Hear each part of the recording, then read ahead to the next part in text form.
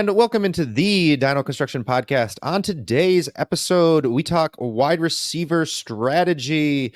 We talk how to tier wide receivers. We talk startup strategy and trades with wide receivers. So make sure to stick around for all of that and more.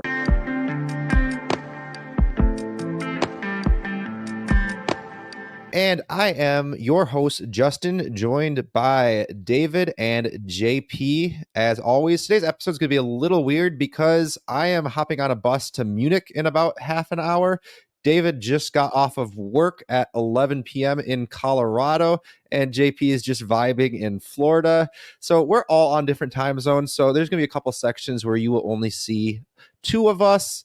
We wanted to make sure we still got you this content this week, all collaborated on getting it all put together. We want to say thank you so much, everyone who is subscribed to our videos here. We reached 100 subscribers on YouTube.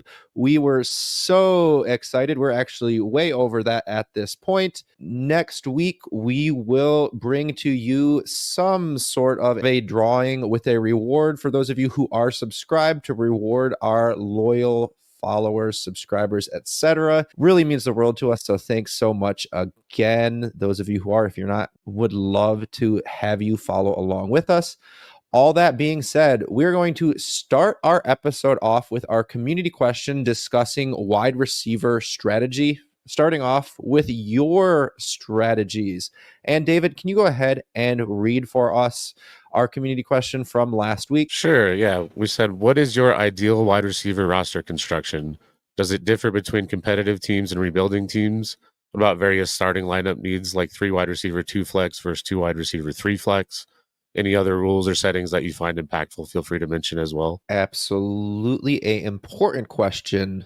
How do we construct around these wide receivers? And what was the first response we got? JP. So our first response we have here is from Trav Bob. He says, wide receivers have become a pain. You can't buy or sell elite ones in most leagues. Even if you offer extra, you get turned down. If someone wants to buy them, they will never pay enough. The wide receiver 2s and wide receiver 3s people overvalue. Can't buy Deontay for most for a second, but can't sell him for that either. So basically, I am aiming at drafting potentially elite wide receivers.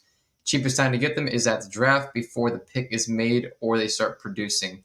I bought Marv for a late 2025 and 108. Hope Marv turns into something, but can't buy Justin Jefferson, Chase, Lamb for that usually. Can't buy Marv for that usually. You're right. That's a good deal for Marv and Harrison Jr. for sure. If you could trade late first for Marvin Harrison Jr., do that all day long. But yeah, I mean, wide receivers, they just have so much upside. It's outside of quarterbacks, they have the highest upside for potential value. I mean, you look at startups, you get wide receiver in the first round, you don't get running backs and tight ends. So yeah, a lot of times you're going to want to prioritize wide receivers in your rookie drafts unless it's a guy that gets, Bijan Robinson or Jahmyr Gibbs level of draft capital. I think that's what I try to stick to for first round picks and usually early second round picks in my rookie drafts. I want to get my wide receivers there. Now, when it comes late second, the wide receivers, they're not that good in rookie drafts, late second to the third. That's when I'll take my shots on running back because it's just so situation based for running backs. But yeah, regardless, no, I agree. If you want an elite wide receiver, you're going to have to pay a lot for them. So definitely try to get them before they break out. And our next response from our friend Awesome Dumpling. He says, for me, in a competing build, I want at least one truly wide receiver. You know them, ARSB, Chase, CDJJ. Then I'd like to have 2 guys in the Devontae Smith and T. Higgins type of tier. Then I'd like to fill out with older, reliable players like Keenan Allen, DeAndre Hopkins. If he's rebuilding, he wants as many young, promising guys, all upside, Rome, Marv, Neighbors, or year 2 guys with the ability to increase in value. I think in a vacuum, I agree with that type of a build. Competing, I want some elite. I want some younger guys that I think will hold value. And then I like to fill in some gaps, flexes, maybe 1 or 2 bench pieces that are a little bit older, reliable starters. And then also young guys. If I'm not competing, I don't want the vets. I want the young guys as well. I did ask Awesome Dumpling if he had an idea on like how many wide receivers does he want to roster. And he said, no, not really. I just like to try to roster these types of players if I'm competing, these types of players if I'm not. And I will dive a little bit more into how I think he's right on the theory, but I think the number of players we want is really important when we get into our opinions. But first, David, Can you share our last response? Sure. It's from 32 Puma. Honestly, with all the PPR flying around, my preference for flex is to lean wide receiver. So ideally, you know what you have at wide receiver and don't need to rely on unknowns if you're competing. Maybe take a swing in round 2 on someone like Leggett type to shoot the moon for one of your low flex spots. But I like consistency. And if you're rebuilding, there always seems to be wide receivers coming in who are pro ready. So make sure the rest of your team is ready to peak if you're pulling in Marvin Harrison Jr. or neighbors in the draft. I'm kind of the opposite of that final statement there, to be honest with you. I always like to add young wide receivers. They have a pretty long shelf life. But maybe you don't want to overpay until you're ready. I could definitely see that. You don't need to go seek these guys out if they don't fall into your lap if you're not ready to compete. Either way, though, very good insight, 32 Puma. Thank you for your response. I guess I can give my input now, guys. Yeah. Yeah, absolutely. Jump right in with your strategy there, David. I know this is something you are passionate about. Yeah, I think roster construction is very important. I think it allows you to miss more on player takes if you have proper roster construction. I'm going to go a little in depth here, probably not quite as much as the QB episode. I think there's a little more intricacy in a quarterback roster construction. The wide receiver is the second most important position, in my opinion, and probably most people's opinion. The elite ones do hold their value fairly well. They have pretty consistent numbers and count on them for longer than running backs. So some of the general guidelines I use, I want at least 1 or 2 wide receivers who I count as part of my core. Those are young guys with high upside or established guys that are still young, but people I trust to build around. It's definitely a quality over quantity position for me. I want as many elite ones as I can get. And, if they all come to me, great. Ideally, I'd have the top 8. Whatever, that's never going to happen. I generally don't like to use back end roster spots for wide receivers. I don't feel like they're as easy to sell as quarterbacks or running backs. You get an injury to the guy ahead of you, the quarterback's going to start, the running back's going to get more production. You don't really know that with wide receivers. If I'm rostering wide receivers, I want to count on them to start, or I want them to have upside if I'm rebuilding. I am willing to take a flyer on later guys now, especially a lot more lately than I was when I started. You see, Amon Ra, Puka, Tank Dell. There's a lot of later guys that have started to hit, but it's still a low success rate. So I'm not going to go all in on those young guys. I might take 1 or 2 and kind of spread them out throughout my different rosters. Typically, I want to flex my wide receiver. So I want wide receivers plus flex number.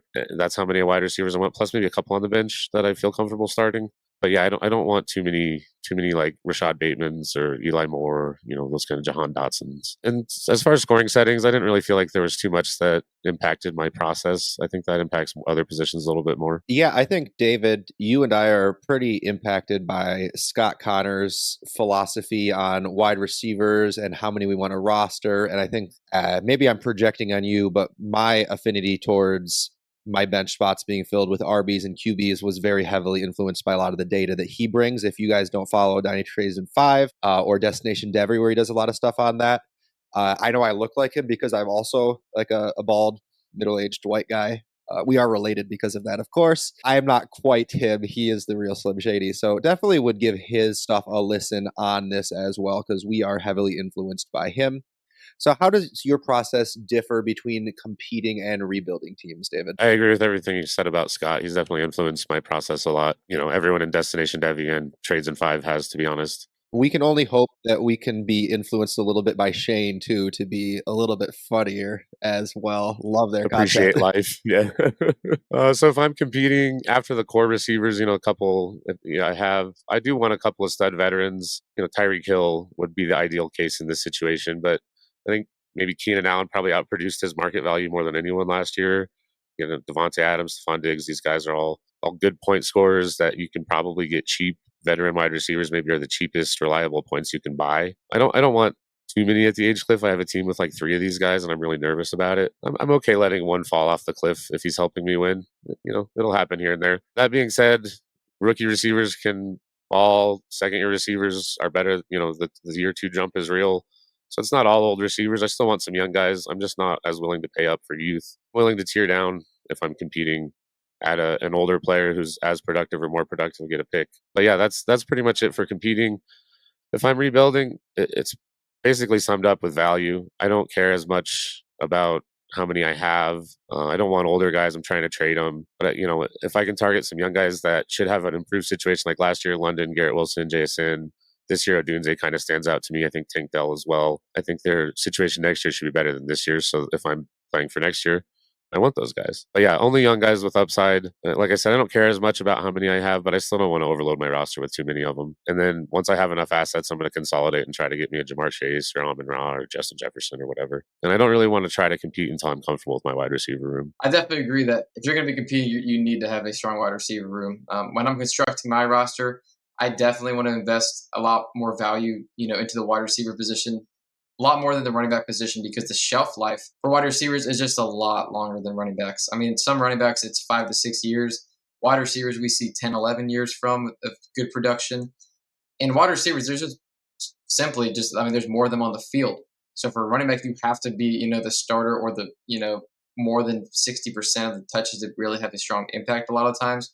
But wide receivers, you can be on the team. You can have a Tyreek and a Waddle. If Waddle's still really good, he can still produce. So he doesn't have to be, the clear alpha like you have to be within a running back room. But yeah, no, I agree with David as well that I want my flex position to be filled with wide receivers as well. Like I said, they're just going to last longer, and they just have a lot more upside too on a week basis. We talked about in another video somebody like George Pickens. Those wide receivers can win you a week single handedly because they just have a huge ceiling. I mean, it's a passing league nowadays. If you have a great quarterback, a great offense, I mean, you can. But any wide receiver can boom. I mean, there is inconsistency to wide receiver. I will say that. But when you have the wide receiver ones in fantasy football, if you're competing, you're going to want to have, 2 top 12 wide receivers, and they're going to be consistent with that high ceiling. I mean, you look at Chase, Amon-Ra, even some of the guys like Ayuk, he's going to be fairly consistent with some boom weeks. So wide receiver, you definitely want to make sure you're heavily invested in. And I do that for a competing roster or a rebuilding roster. But on a competing team, yeah, I still want to have some youth because, I mean, sometimes wide receivers, they do fall off a cliff. You don't always see it coming. But I still want to have a mix of vets with that youth on a competing roster. And sometimes those vets, they are really cheap. Like even Keenan Allen last year, I know it's a little murky this year, but you could have got him really cheap. Stephon Diggs, I mean, his value is pretty down. I think Deontay Johnson, love him right now. I think he could be a wide receiver too this year, and he's pretty cheap. But yeah, if you're going to sell older wide receivers, you want to do it in the season. There's always this purge in February, January. People are trying to sell their older vets, and that's when they're the cheapest. Buy them then. Buy the older vets in January, February, because people are wanting to get younger at that time. But sell them in season when people need the points. But yeah, and if I'm rebuilding, I'm going to want young wide receivers, obviously, and rookies. Rookies have a lot of value insulation. If they start, having a great season, their value is going to skyrocket because, like I said, their value potential is really, really high. I mean, they can be a first-round starter pick if they really get to that level. But even if a rookie doesn't produce, you can usually see those signals mid-season. I know, Justin, you always talk about this with, a guy like Quentin Johnson. You could see the writing was on the wall. You're going to want to sell these guys when you see that they're not doing anything by week 10, especially when they're given that opportunity. Mike Williams went down, and you could still sell Quentin Johnson for a fair value because people still had that. Oh, he's a first-round wide receiver. Oh, he still could be good. Oh, Marvin Mims could still be good. Jerry Jeudy's gone. It's just crazy. I'm going to sell Marvin Mims and those rookie wide receiver flops. So, and exactly, people will still pay for those rookie wide receiver flops, and you need to move them when they do fall on their face. Yeah, I think for me, the most important part of like this concept of wide receiver roster construction comes down to I don't want to have too many of them. Right now, I have a lot of rosters that are nowhere near what I want. My general philosophy with wide receivers is kind of what David said. I want, and what 32 Puma said in our listener answer, I want wide receivers in my flexes in theory. So let's say I have a start 11, and in a start 11, I have, let's say, 3 wide receivers, and I have 3 flex positions. So what I'm essentially looking for in that team then, I want to have 6 wide receivers that can go into my flexes and my starting slots. Then I want to probably have an additional 2 wide receivers that I'm comfortable either with what they are as an asset or that they're startable. So maybe it's a younger wide receiver like a Roma Dunze type, like on my bench as my 7th wide receiver. No, probably not going to happen. That's an amazing amount of value you have it.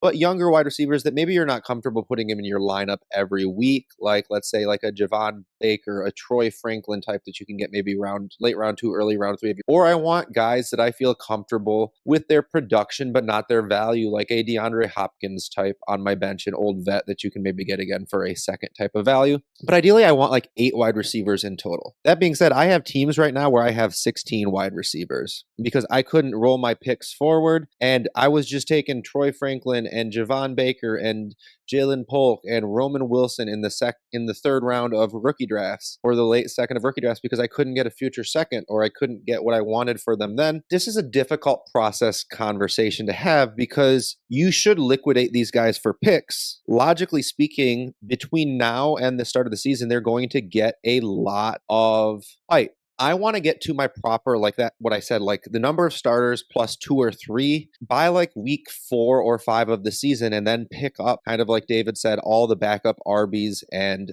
quarterbacks that are on waivers. So I will try to basically liquidate between now and then for future draft picks, or use these guys, like David said, to try to tier up to better wide receivers that I think are better assets. Like if I can throw a Troy Franklin and a Ladd McConkey, and I can get up based on like a bunch of offseason hype into the range of like a Nico Collins or a DK Metcalf. Like that type of stuff might not sound like it's very possible now, but I think you can do that stuff when they're making incredible catches. And oh my gosh, it looks like JSN is better than DK Metcalf in the offseason. And maybe you can buy some of those more veteran wide receivers with them, consolidate. But the basic concept that I'm looking to do is get that number down over time. I want to have the majority of my situation be guys that are actually assets that I think are startable. And if I have too many of them, I want to get rid of them. I don't ever want to have Rashad Bateman or Elijah Moore or Jerry Jeudy on my roster. If I can get something for them, great. If not, like I would probably cut Rashad Bateman in most leagues if it's not best ball, if it's not start 14. I don't want those types of guys. Usually you can get something for them. Put them out there for a third, for 2/4. I would take a 4th for Rashad Bateman. I would take a 3rd for Jerry Jeudy. I don't want these guys on my roster eating up a spot that I could put on a backup RB or a backup QB. I think it's a super inefficient use of space, of time. I don't want anything to do with those types of guys. The rookies that we have this year, basically, I want to either have them on my roster because they've performed next year, or I want to have cut or traded them by week 6 or 7. Make a pretty early decision on most of them based on what they're doing, and just try to move on from those. We will definitely be giving actionable advice in season on which wide receiver rookies we're looking to move based on the metrics that we're seeing. But you just have to be quick with these guys because you don't want to roster rookie wide receivers for 2, 3, 4 years. My goodness, when I hear the ballers talking about, oh, is it now the time to drop Terrace Marshall Jr. off my dynasty in 2024? Are you kidding me? Wide receivers, you know pretty early if they're good or not. There are outliers, Nico Collins, but they're outliers. I'm willing to miss on outliers and continue trying to churn the rest of my roster. And then if you're churning your roster and churning RBs and QBs for a third here, a third here, a third here, or for starting value, because you can start those spot RBs or QBs, you can eventually have enough value to buy players you miss on and then some. So I will stand by this philosophy until the end of time. Yeah, I think you're about right. I think my line is just a little bit after, like, I don't want those guys, like, I'm pulling up Keep Trade Cut to get an idea, like Jalen Hyatt, Jonathan Mingo, Trey Palmer, Treylon Burks, Tyler Boyd. Yeah, I think those guys, I don't want anything to do with those guys. Even the guys at the end of the third round, like Brandon Rice, Devontae Walker, I'm taking running backs over those guys. I think it's just a lot smarter because running backs, they just need one injury to really, they just need opportunity. That's the thing, is you want to prioritize as running backs. I definitely agree with you guys there. That's smart. Like I said, there's a little buzz for Rashad Bateman coming up. There's some of those guys that are so down there that I like a little bit, but no, I just, like I said, I think my line's a little bit, just a tad bit later, but no, I think the philosophy is smart overall. Get those running backs. I know, Dave, you have done a great job. You held Jalen Warren for like since 2022. You just traded him to me. I was like, oh my God, I saw you just picked him up and held him. And I was just like, it was a lot better move than holding somebody like Treylon Burks or something, for through him doing nothing. Yeah, I actually had 100% rostership on Warren at one point, and now I've sold them all everywhere. They just need opportunity. Those running backs, that's all they need. That's it. That's all they need. Yeah, speaking of running backs, time for our next week's community question. And if you've been following along, you might be able to tell us what that question will be. We are wondering what your ideal running back roster construction is, and does it differ between competitive and rebuilding teams? What about various starting lineup needs like 2 flex or 3 flex? And then some relevant scoring settings, because I do think they matter a little more for running back, like point per carry. Or let us know. And Justin, where can they respond? Yeah, so of course, if you're listening on YouTube, the comments below, we love hearing from you guys. Would love to hear from more of you this week. You can reach out at DinoConFF on X, all of our individual Twitter handles in the episode description as well, at DinoConstructionFF@gmail.com as well. Looking forward to hearing from all of you guys. And our next section, we are going to discuss wide receiver tiers and theory. JP and I are going to handle that section alone. We actually already recorded it before recording this. As we said, we're all on different time zones, getting everything together, making it work for you. And we are excited to hop into that now. And JP and I are recording this tier section without David here because we live in different countries. Well, I do at least. So we're going to just bring this part to you so that we can get this video out. Last week on our QB episode, we gave some definitions of tiers. We explained why we care about them. I want to keep expanding on this throughout the series. Little bit of information. I'm just going to read what David's notes that he has here on how we decide what tiers we belong in. I think he said this very well. So like the very first thing any of us all do is we check all the different places, keep, trade, cut, DLF, fantasy pros. We want to see how the market feels because we do take that into consideration because we like to trade. We don't want to just take our guys and put them at the top if we can't do anything with them, if we can't trade them, if they're not liquid. The market plays a role. It's not our biggest consideration, but David we put it as a tiebreaker, and that's absolutely true. If I'm not sure about this guy or this guy, but I know the market likes one guy, we'll take the guy the market likes because we can trade them more easily. It's a tiebreaker. It's not something that is going to entirely influence our decision. If the market doesn't help, we think about if it would be easier to add a pick to a player and tier up. So think about the guy that we think we can use to get up to a better player, or potentially the guy that is going to be easier for us to move for a liquid draft pick as well. And if there's more than one player we're struggling to place in between two tiers, sometimes we just add another tier. Like if there's a couple players that are like, this guy could be in this tier or this tier, maybe we actually add another tier in there. There's nothing static or dogmatic here. We can only have 6 tiers in the top 36 wide receivers.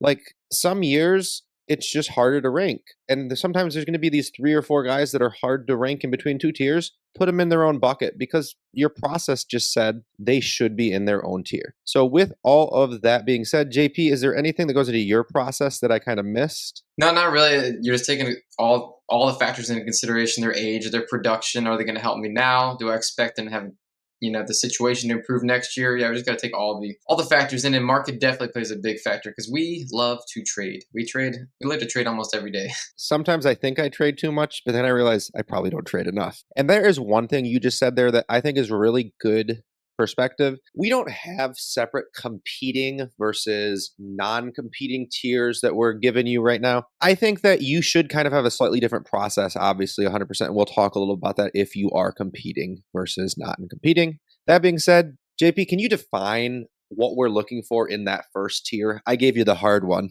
Oh my gosh, the first tier is so hard. What I'm looking for is 3 things in a tier 1 wide receiver, and that is young wide receivers that we expect top 5 production for the next 3+ years. I'm looking for guys with wide receiver 1 in their range of outcomes, and guys that are basically situation proof. And Justin, who are the 4 players in that tier? So we have, of course, Justin Jefferson, CeeDee Lamb, and Jamar Chase. We also have Amon-Ra St. Brown up here, although that is not consensus. And I believe you are the reason that's not consensus. Why do you hate my Lions? The Lions suck, dude. They've sucked for a long time. Just kidding. No, Amon-Ra St. Brown, I just think that he's just a little bit different. He's got kind of a Cooper Kupp kind of slot role that's a little bit I think it's a little bit scheme dependent. I just worry that if Ben Johnson does leave, what his role change. I don't know. I just don't feel quite as confident in his ability to play like all three wide receiver positions as well. I think Jefferson, CD, Chase, you put them at X, you put them at slot, they're going to be great. And just based on some of the route running against man and press, I don't think he has those skills that those guys possess outside. But I mean, on Ra, what he does great. So I mean, I can't fault you guys. I just don't have him in the tier one personally. I mean, it's fine. Sometimes people are wrong, JP. It happens. I don't care about like if he's not a traditional X wide receiver because he's going to be playing with the same quarterback he's playing with right now. Could the offensive coordinator change? Sure. Will he still be able to get open and be that same exact safety blanket for a guy that he has great chemistry with for the next 4 to 5 years? I have no doubt that he's going to be a top 5 wide receiver pick in redraft for the next 3 to 4 seasons. He's young, so I'm taking him right here. 19 times out of 15 times. Yeah, Jared Goff, he's really good against zone coverage. That's where Allen Ra's good. What was shocking was that the NFL last year, they threw at the Lions zone coverage at the highest rate. It was either the highest or the second highest rate in the entire NFL. So that was just what's crazy to me because Amon-Ra and Jared Goff, they thrive there. So I wonder if things will change up a little bit. I still think he'll be a high-end producer, though. So I'm not going to bash you here. I'll admit defeat. And in tier 2, we are looking for players that are essentially knocking on tier 1's door. These are guys that if they have a good year this season, it is very easy to see them going into the next tier. There is one exception in this tier, also just a guy that we expect probably not to move up in a tier, but that we think is going to be giving us top 5 to 8 production and is still young enough. So either knocking on the first tier's door or a guy that we expect to be easily a wide receiver 1 for the next 3 to 4 years. And JP, who is in this tier? And that guy you're alluding to, I will name last. We're starting with Marvin Harrison Jr., Garrett Wilson, Puka Nacua, and A.J. Brown. I have A.J. Brown here in this tier because he's great for a contending roster. If you're looking to win a championship, you're going to want A.J. Brown on your team, and he's going to help you in a big way. I do think that there's a good chance that he falls out of this tier next offseason. So if I'm rebuilding, I'm going to look to move A.J. Brown, absolutely. But if he finishes top 2 or top 3, I mean, he probably will stay in this tier, because people love wide receivers did last year and they expect to just roll over again, which we know he's talented. He's one of the best wide receivers in the league. Yeah, I have A.J. Brown on 4 teams. You're never going to believe this, but all of those teams are competing teams. He is a stud to have on a competing team. Pretty much a surefire wide receiver 1. I mean, he had that stretch of games, 125 plus receiving yards last year. Yeah, if that happened at the end of the season versus in the middle of the season, we're having a different conversation about his value. Of course, a lot of recency bias. So all of those guys are super easy to talk about. The next tier, not as easy to talk about. In this third tier, and this is a difficult one to make up, this might be bigger for some of you guys. This might be smaller for some of you guys. But what we're looking for when we define like the next tier, the first one's really easy. Studs. The second tier is pretty easy too. Guys that we expect to be true difference makers or have the potential to be in the same conversation as Chase, Jefferson, Lamb, etc. This next tier is a little bit more difficult. And how would you define this tier, JP? Yeah, looking at tier 3 here, I'm looking at guys who are either future studs or the one outlier here who has a pretty good chance to be the wide receiver 1 on the year, but he has a limited shelf life. And who are the players in this tier? Yeah, so we have Malik Neighbors, we have Chris Olave, Drake London, Brandon Ayuk. I think this might be the old guy, Tyreek Hill. Definitely one of the most likely guys to be the overall wide receiver 1. And we also have Rome Odunze here. All of these names have a young, up-and-coming prospects. I think there is more warts on some of these guys. Like a Chris Olave and Drake London drafted the same year as Garrett Wilson. The difference between these guys is either Olave, the quarterback play is not expected to be there, or London, he might be getting that quarterback play, but we haven't quite seen that same thing we've seen out of Olave or Wilson, for example. So these guys, we probably aren't expecting them to jump into tier 1. Could it happen? I mean, for a couple of them, sure it could, but we're not projecting that they're likely next season to be in tier 1, but like you said, studs. Yeah, I think there's a couple of these guys that could jump up into tier 2. Malik Neighbors, you could definitely see that. He's probably the one that could jump into tier 1 because he could have a big year the way Jamar Chase did, and jump into that tier. Olave London, I think that if they have top 10 seasons, they have a case to be in that tier too, which Drake London, he's got high expectations this year. He's a top 10 wide receiver drafted in redraft on underdog leagues. And who knows? I mean, if we've seen Kirk Cousins, I mean, he's always up there in passing yards, passing touchdowns, and we know he's not going to steal production on the ground. I think Drake London is great. He's on my Atlanta Falcons. I hope that they have a great season this year, even though they took stupid Michael Penix. But anyways, I think Brandon Ayuk, he's the one guy that isn't Tyreek, the outlier, that we talked about, or like a 22, 23-year-old. I mean, he's 26, though. Brandon Ayuk, we know that he is very, very good. He's the most proven outside of Tyreek Hill. I think that if they deal Deebo Samuel, which it's possible. I mean, maybe it'll be after this season. Maybe it'll be before this season. But Ayuk, I think he could have that Stephon Diggs trajectory with, once Deebo's out of the way or if Ayuk gets dealt. Once he gets those targets, we've seen how good he is on a per-target basis. I think, obviously, if he gets more volume, the efficiency could come down, but I think he's one of the top 10 best receivers in the league. Yeah, I mean, he definitely has those underlying metrics that you love, and I could definitely see him taking a big jump in value with a change in scenery or with a little bit less target competition. So our next tier, the fourth tier, we're kind of moving away from guys that we think have a chance to be truly elite value-wise. We don't really have any players in this tier that we feel comfortable saying they are a lock to be a wide receiver one. There is no chance this guy is not a wide receiver one. No of those Tyreek Hills, A.J. Brown type of guys. We would not be surprised if we see some wide receiver ones come out of this group. The big thing I kind of view in this tier and how I drew my line was guys that I feel comfortable. If I went in a league, I am sure in any league I have these players that I could find a future first at the bare minimum for any of these players. That's kind of when I was going through my thought process. Some of these guys in this tier I think are worth a little bit more than a first. Some of these guys are worth pretty much straight up just a 25 first. But I think that if I tried and I offered to every team in my league, I could get a 25 first for these guys. And that's my kind of line in the sand for making this tier. Is your kind of thought process somewhat similar there, JP? Yeah, absolutely. I mean, this tier just about lines up with my personal tier, and I'll go ahead and read off the players here. It's going to be Michael Pittman, Jalen Waddle, Nico Collins, Devonta Smith, DJ Moore, DK Metcalf, Zay Flowers, and Tank Dell.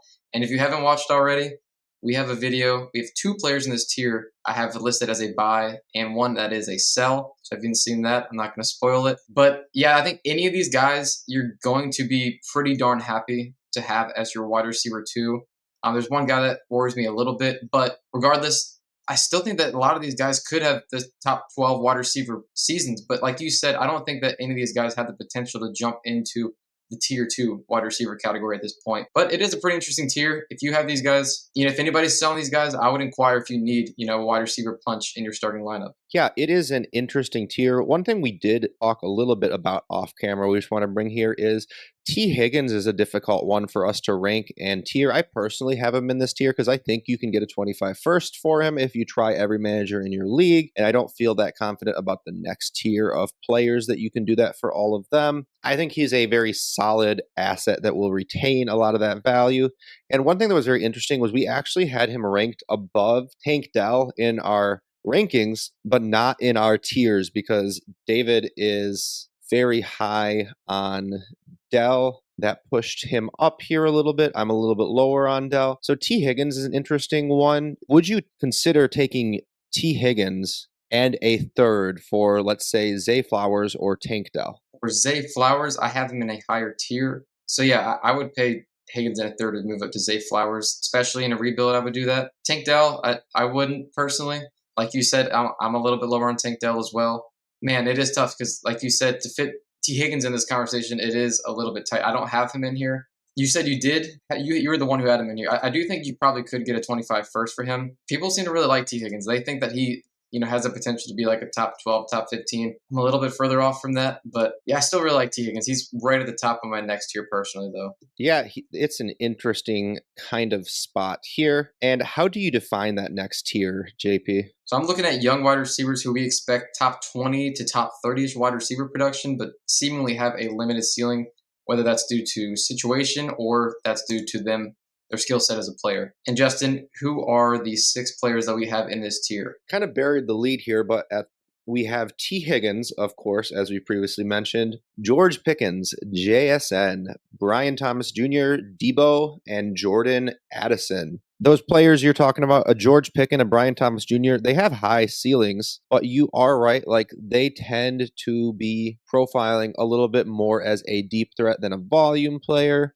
JSN has a limited ceiling based on the fact that DK Metcalf seems to be the alpha. Addison, JJ is the alpha. So I kind of see what you're talking about there in a limited ceiling. Is that kind of what you were going for, just the situation and or skill sets? Yeah, 100%. I mean, T. Higgins, he could change teams, but I don't think he has that top 10 wide receiver ceiling, if he were to go to another team. I don't think he has that target getting ability, that some of the guys that we have already talked about do. I think he's a great player at JSN. He's a great example, Jordan Addison. And the one guy that does stick out here is Debo Samuel, he's going to be the guy that I'm going to actually be relying on in a contending build. I probably could see him getting top 15, top 12 wide receiver numbers, but I do worry about the age a little bit. So just the guys in this tier, I just think he fits because I'm not quite as high on Debo Samuel personally. He could get moved.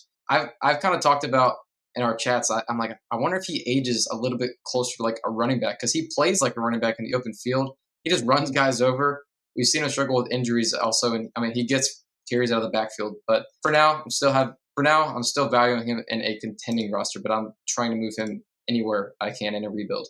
Yeah, in a rebuild, I would move him too, but I'm actually trying to buy him on a couple contenders. I like his outlook, at least for this year. I would bet he's not the wide receiver San Francisco moves if they move one. And the last tier we have, the 6th tier. We have a lot of variety in this tier. We have young guys who are very interesting, the wide receivers that are going at the 1-2 turn in your rookie drafts. We have the old guys that a year or two ago were round 2 or 3 startup picks that have been wide receiver 1s in fantasy for the better part of the last 5 years. And then we have a lot of wide receiver 2s in this tier that are in their mid to late 20s that we don't expect to have wide receiver 1 outcomes, but that we expect to have 3 or so more years of a wide receiver 2 type of production. So it's a very interesting tier. There's a lot of guys in here. This is a tier that every year you have a lot of just guys that are kind of hard to rank like this,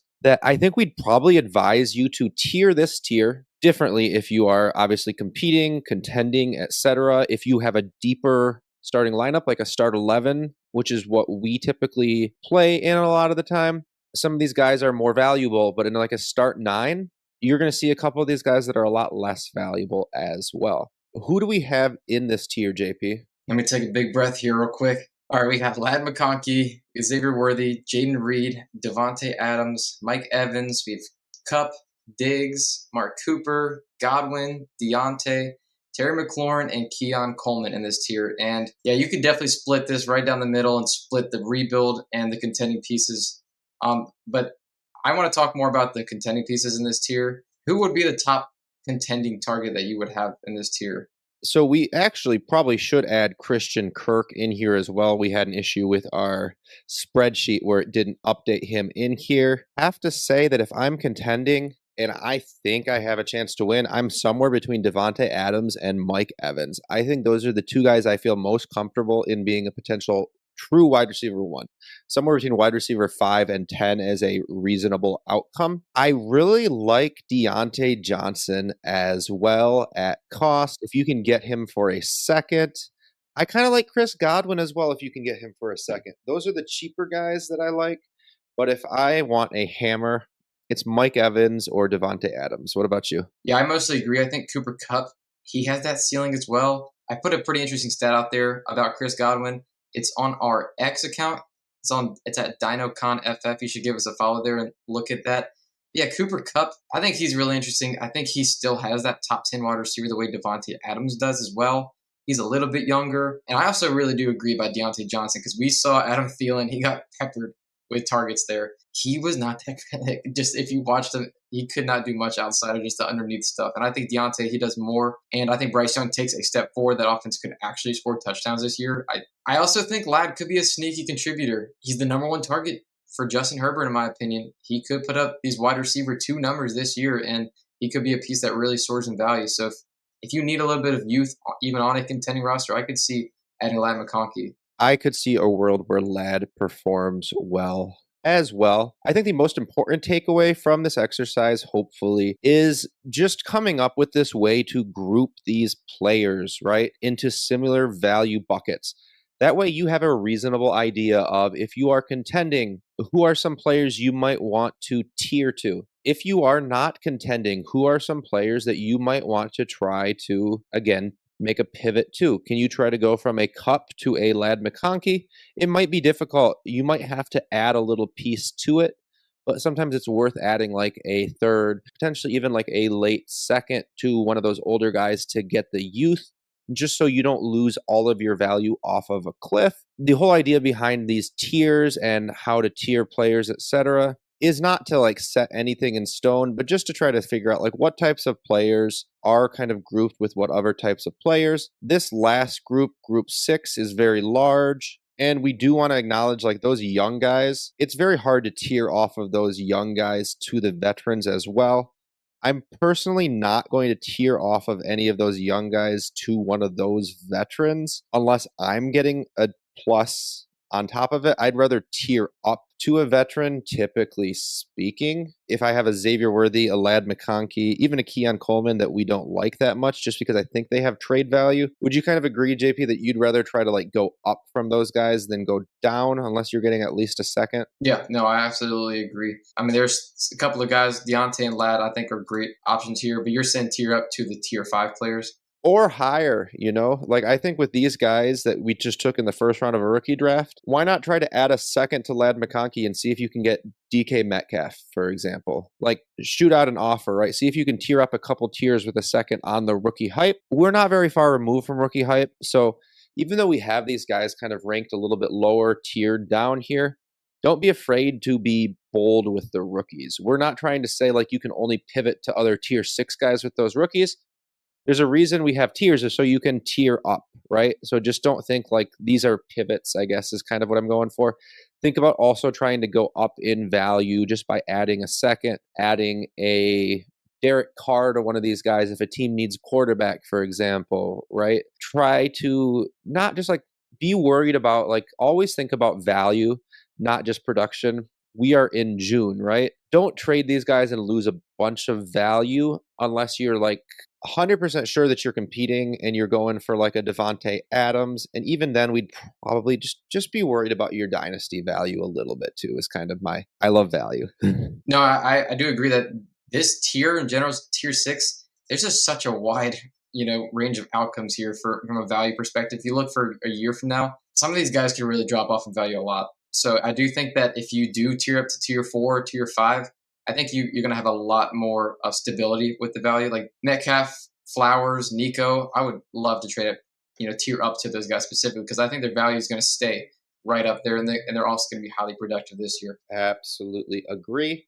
And we are going to go back to the 3-man rotation, and David is going to join us for our Dynasty Startup Strategy section. Moving into our startup strategy, as we just talked about, I am going to go first and then excuse myself because I have a bus to catch. In a startup draft, I'm going to steal everything off of the show sheet that has David's name on it because we are the same person. In a startup draft, unless I'm drafting at like the 112 turn and JJ, Lamb, or Chase is there, I'm probably not taking a wide receiver in the first round. But typically speaking, I'm not taking any of those elite wide receivers just because I'd rather go quarterback early.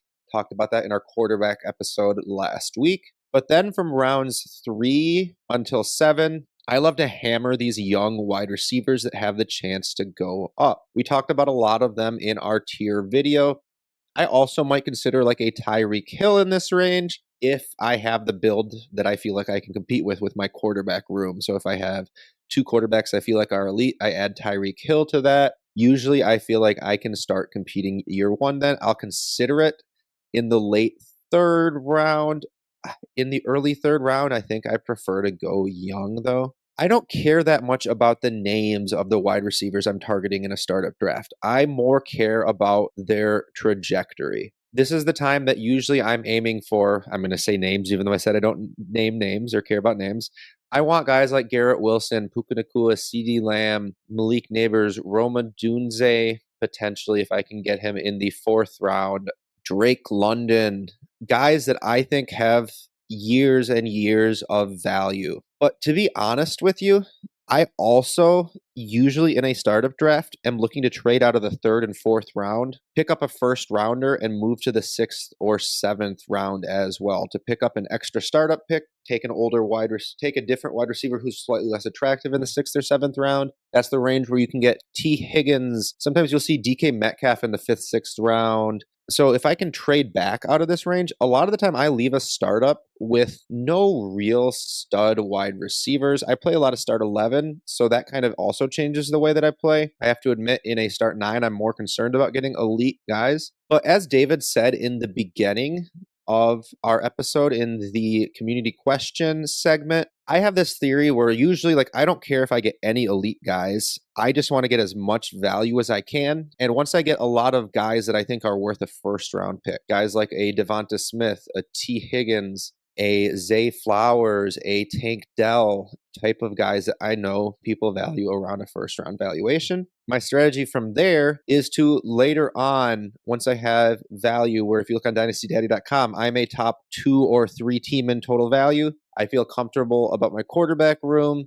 I have a decent amount of assets. Then I try to make moves for the Amon-Ra St. Browns, the CeeDee Lambs, the Garrett Wilson types. And I start at the top, and I worry about that all later. But in the startup draft, I couldn't care less about anything other than getting my quarterback room situated, as I talked about last week, and then value. I have startup drafts from 2 years ago where I look at my draft and I don't have a single player left on my team that I drafted. You don't need to worry about like keeping guys forever, ever. Wide receivers are great building blocks, but my biggest piece of advice is that the best thing that they are is trade chips. So wide receivers, take them around 3 through 6 because they're so liquid. As I have been talking about all season on dynastydaddy.com, if you look at all trades, usually about 80% of the most traded assets are wide receivers. They're super liquid, so take them for that reason. But don't take guys and think like they're a cornerstone asset. Take guys and think that they are a valuable piece of your team, but value, and be willing to move those guys. And that is my spiel. Tell me where I'm wrong, guys. Nowhere. Well, why don't you go catch your bus and come back and watch the video? we don't want you to be late. I will let these 2 guys carry the rest of our podcast and trade section. Thank you guys for listening, and I will see you all next week. You are in good hands with these 2. All right, JP, I'm going to go first just because Justin kind of read my notes anyways. So I'll be kind of quick here. Agree with most of what he said, to be honest. We do think a lot alike in our strategies. But I just want to add a couple things, emphasize maybe a couple different things that he didn't. To me, the most important thing, like every roster I have a group of players I view as my core. Those guys, they're part of my team. I expect to count on them for many years to come. If I'm going to trade one of them, I'm getting some core pieces back. And wide receiver is a big part of my course. So I do want to target some guys. I want to make sure I get a couple of young guys. If I have to trade up, I'll think about it, but I'm not exactly, like Justin said, I'd rather trade back and get an extra pick or something. But I do want a couple of young wide receivers. I think that's very important to leave a startup with. A minor thing, I do kind of like stacking. I know it matters more in things like best ball, but I'll let it break a tie for me, certainly. And then the last thing, I don't really care about leaving a startup with ideal roster construction. I just want value, and I'll worry about it later. I think Justin pretty much covered everything else I was going to say. JP, what you got for us? Scoop up the value, and I think that the value retention is with the wide receivers. When you take a running back in the 3rd, 4th, 5th round, I mean, we saw what happened to guys like Austin Eckler last year. I don't like to take those guys because wide receivers, especially younger ones, they're consistently the ones that are holding value. I agree with Justin as well. I don't take the 1st round wide receivers either. And part of it is just kind of that philosophical way of thinking of like, they're great wide receivers. I'm not knocking the tier 1 guys at all. They can only go down in value. That's what kind of worries me a little bit is I would rather have those guys like he mentioned, Garrett Wilson, Drake London, that they can climb and you can trade back and you get a lot of value. I also we play in a lot of the similar leagues. I play in start 11, so I want to have multiple wide receivers because I mean, like I've mentioned, that they can just go up in value. I want to have that potential for growth, even if some of those guys are a little bit later. Like Nico Collins, Rashee Rice. I mean, rookie wide receivers are just such a great bet. I'm always going to want to take some young wide receivers, rookies particularly, like I've mentioned with the roster construction section. Rookie wide receivers, we've seen guys, if they have a great year, like Jamar Chase, when he came out, he went straight to tier one. Malik Nabers could have that same trajectory. And even if they're just like mid, like Marvin Harrison Jr., I mean, I get it, he's one of the best prospects. But even if he just has like 950 yards, he's still going to hold plenty of value. And I mentioned the roster construction section.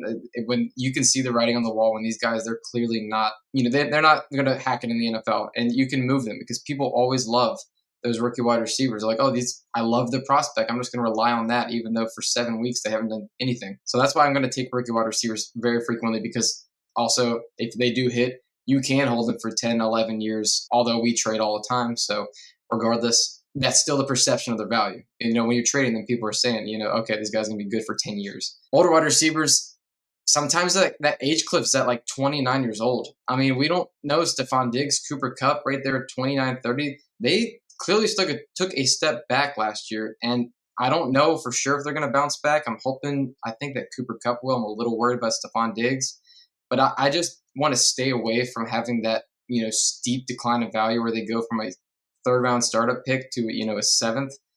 Unfortunately, that's what happened to Stephon Diggs and Cooper Kupp. That's right where they were. So, yeah, I definitely don't want to invest a lot in wide receiver, because running backs, they scare the crap out of me. Tight ends do a little bit, not as much. But, yeah, wide receivers, they should just be the core of any one of your dynasty rosters for sure. Yeah, I definitely agree with that. Wide receiver is a very important position. And I also agree with what you're saying about the older guys. Like, it sucks to take someone that early and then have them fall off in value that quickly. Especially if you go all in the first year and you win it, that's great. But it takes so much to win a championship, even if you have a great roster. Like I said at the top, I'm okay letting an older wide receiver run off the cliff, but having 2 or 3 of them, I mean, you're just putting yourself into a multiple year rebuild probably if you let that happen. So very good points there. Ready to move to the trade segment, I think.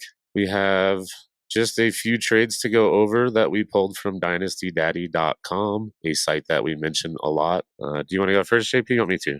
So first one for me, of course. Start 10, Garrett Wilson and a mid-first or CeeDee Lamb. Whew, that is starting off hot. I think that's about a fair price. I think that's a good opening offer if I'm trying to get to CeeDee Lamb. I don't think I can move off Lamb for something. I think Wilson is on CeeDee Lamb's path, and I think it's likely that he could continue on that path. But, CeeDee Lamb's established stud. He's still young. I think I'm sticking with CeeDee in most cases here. But if I'm rebuilding, I could see taking the package for sure. That's what I was going to ask you. Yep, I agree. I'm going CeeDee and competing in the opposite way on a rebuild. Sure. All right, this next one I think is a little less close, honestly. But, well, I don't know. A little closer, maybe. We've got start 9, Marvin Harrison Jr., 25 first, 25 second, and you were trading that for Justin Jefferson. Yeah, I think we're probably leaning the same way here. I'm going to take Marvin Harrison Jr. because you're getting a first and a second. I think it's pretty similar to the question that we just answered. And Garrett Wilson and Marvin Harrison Jr., they're in the same tier. Same with CeeDee Lamb and Justin Jefferson. If you're going to give me a second, then yeah, I will move over, especially because I think Marvin Harrison Jr., he's just seen in such a high light, and he's going to hold that value no matter what.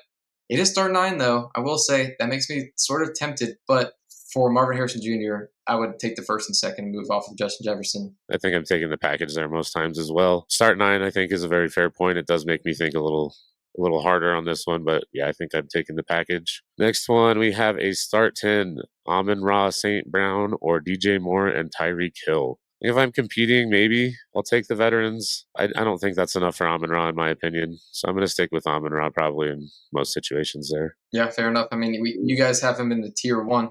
It was a tough spot for me to put down. I know you guys already talked about that a lot today, but it was tough for me to figure out where to put him. Yeah, he's probably the hardest player to tier in my opinion right now, at least at wide receiver. So anyways, more on that episode with JP and Justin later. Final trade. We have a start 10, Jamar Chase or Devonta Smith, T. Higgins, and a 25 first. We're projecting mid. For Jamar Chase, I think here I'm going to stick with Jamar Chase. It is a pretty tempting package, but just with the way my tiers come out, Higgins is tier 5 and Devonta Smith is tier 4. So I think I'm just going to stick with the tier 1 elite wide receiver here. Yeah, I think maybe start 11, start 12, you start thinking about it, but there's not I mean, I don't think the wide receiver one upside is there on the package side unless something happens with your first. But I'm not trying to trade 2 wide receiver 2s for. I'm not trying to trade Jamar Chase for 2 wide receiver 2s. I agree with you there, and I guess that's all we got for today. So thank you guys for joining us for another episode of the Dino Construction Podcast. We hope you found this as helpful for you as it was for us. Please remember to like and subscribe wherever you view. And from all of us here at Dino Construction, until next time.